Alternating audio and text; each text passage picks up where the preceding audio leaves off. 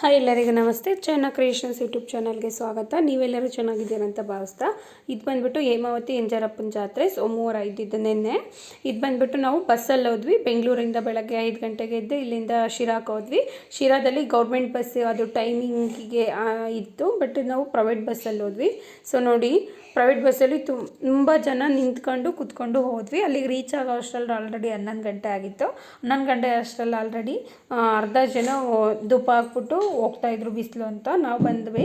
ಅಲ್ಲಿ ಸ್ವಲ್ಪ ಏನದು ಧೂಳಿದ್ದು ಇದರಿಂದ ನಮ್ಮಮ್ಮ ಮಾಸ್ಕ್ ಹಾಕ್ಕೊಂಡಿದ್ರು. ನಾನು ನಮ್ಮಮ್ಮ ನನ್ನ ಮಗಳು 3 ಜನ ಹೋಗಿದ್ವಿ. ನನ್ನ ಮಗಳು ಹಾಯ್ ಮಾಡ್ತಿದ್ದಾಳೆ ನೋಡಿ. ಇದು ಹೇಮಾವತಿ ಕೆರೆ.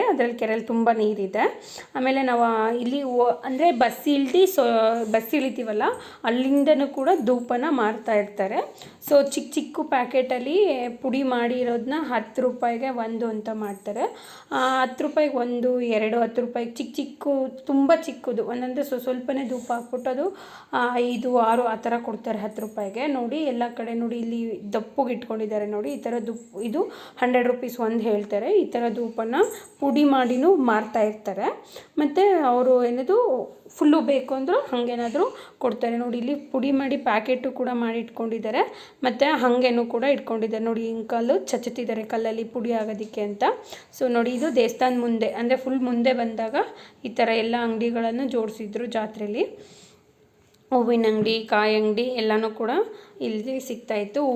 ಹೂವು ಮತ್ತು ಕಾಯಿ ಎಲ್ಲನೂ ಸೇರಿಬಿಟ್ಟು 100 ರೂಪೀಸಿಗೆ ಕೊಡ್ತಾಯಿದ್ರು. ಸೊ ನಾವು ಅದನ್ನೇ ತೊಗೊಂಡ್ಬಿಟ್ಟು ಪೂಜೆ ಮಾಡ್ಸೋಣ ಅಂತ ಹೇಳ್ಬಿಟ್ಟು ದೇವಸ್ಥಾನದ ಒಳಗೆ ಹೋದ್ವಿ. ಫಸ್ಟ್ ನಾವು ಇಲ್ಲಿ ಪೂಜೆ ಸಾಮಾನೆಲ್ಲ ತೊಗೊಂಡು ಧೂಪ ಹಾಕೋಕ್ಕೆ ಅಂತ ಬಂದ್ವಿ. ಅದು ಸ್ವಲ್ಪ ಉರಿತಾ ಇರಲಿಲ್ಲ, ಅಂದರೆ ಧೂಪಗಳು ಹಾಕ್ತಾಯಿದ್ರು. ಅದು ಸ್ವಲ್ಪ ಅನ್ನೋದು ಸಣ್ಣಗೆ ಉರಿತಾ ಇತ್ತು.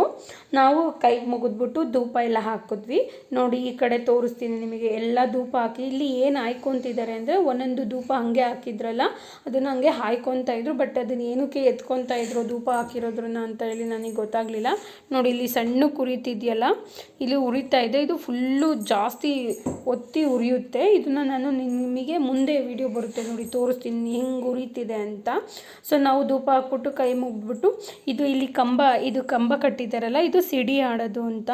ಇದು ಸಿಡಿ ಆಡಿಸೋ ಮರ. ಅವತ್ತು ಸಿಡಿ ಆಡೋ ದಿನ ಬರೋಕ್ಕಾಗಲ್ಲ, ಮಾಡಿಸೋಲ್ಲ ಅನ್ನೋರು ಚಿಕ್ಕ ಮಕ್ಕಳನ್ನ ಅದ್ರ ಮೇಲೆ ಕೂರಿಸ್ಬಿಟ್ಟು ಅದನ್ನು 3 ಸಲ ಮೇಲೆ ಕೆಳಗೆ ಮಾಡ್ತಾರೆ. ಅಂದರೆ ಇದು ಕಾಯಿಲೆ ಬರಲ್ಲ, ಆ ಥರ ಏನಾದರೂ ಹರಕೆಗಳಿದ್ದರೆ ಆ ಥರ ಚಿಕ್ಕ ಮಕ್ಕಳನ್ನ ಕರ್ಕೊಬಂದಾರಲ್ಲ, ಆಲ್ಮೋಸ್ಟ್ ಅದ್ರ ಮೇಲೆ ಕೂರಿಸ್ಬಿಟ್ಟು ಹಿಂಗೆ 3 ಸಲ ಇದು ಮಾಡ್ತಾರೆ. 3 ಸಲ ಇದು ಮಾಡಿಬಿಟ್ಟು ಕೈ ಮುಗಿತಾರೆ. ಸೊ ಇದು ಬಂದುಬಿಟ್ಟು ನಾವು ಧೂಪ ಎಲ್ಲ ಹಾಕ್ಬಿಟ್ಟು ಅದನ್ನು ನೋಡಿಬಿಟ್ಟು ದರ್ಶನಕ್ಕೆ ನಿಂತ್ಕೊಂಡ್ವಿ. ದರ್ಶನಕ್ಕೆ ನೋಡಿ ಆಲ್ರೆಡಿ ಎಷ್ಟು ಜನ ನಿಂತಿದ್ರು ಅಂತ. ಈ ಹುಡುಗ ಕೇಳ್ತಾ ಇದ್ದ ಅವ್ರ ಅಪ್ಪಾಜಿನ, ಏನು ಕರ್ಕೊಬಂದೆ ಇಷ್ಟು ಜನದಲ್ಲಿ